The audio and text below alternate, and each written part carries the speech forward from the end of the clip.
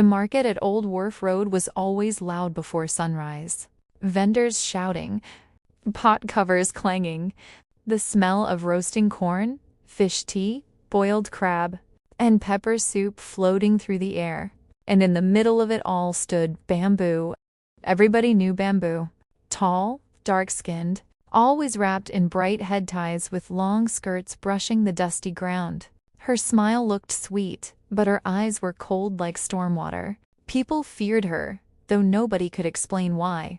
For years, Bamboo ruled the market.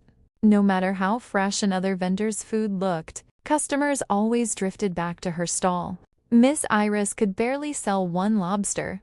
Old Trevor's goat soup spoiled most evenings. Yet Bamboo sold out before noon every single day. Something not right, the vendors would whisper, but nobody ever proved anything.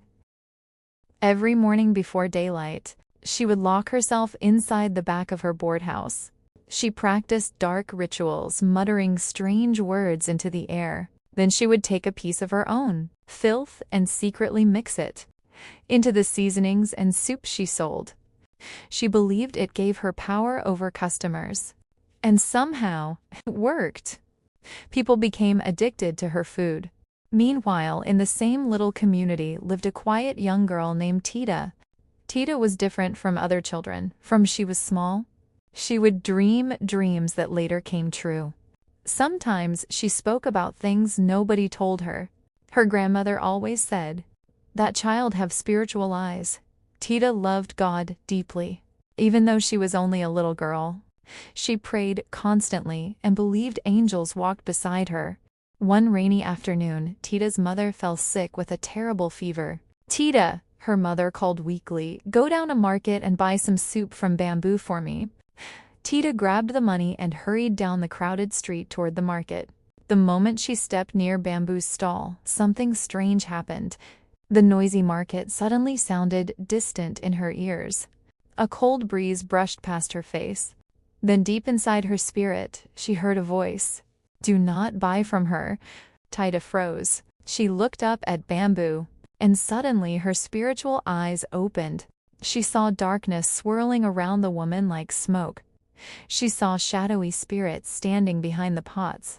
She saw Bamboo secretly stirring evil into the food. Tita's heart started pounding. Bamboo smiled at her. "Come, little girl," she called sweetly. "Your mother sends you, right?" But the voice spoke again. "Pray." Right there, in the middle of the market, little Tita closed her eyes. At first her prayer was soft, then stronger. Then suddenly, words flowed from her mouth in tongues she herself did not understand. The atmosphere changed instantly. The wind began to whip through the market stalls. Pots rattled violently. Bamboo stepped backward, screaming, "No, stop, stop."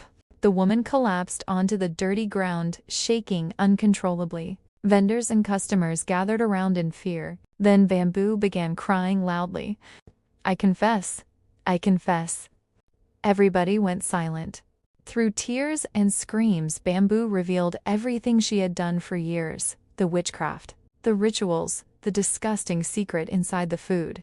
People who had been eating nearby immediately started vomiting in horror. Some fainted, some cried, others shouted angrily.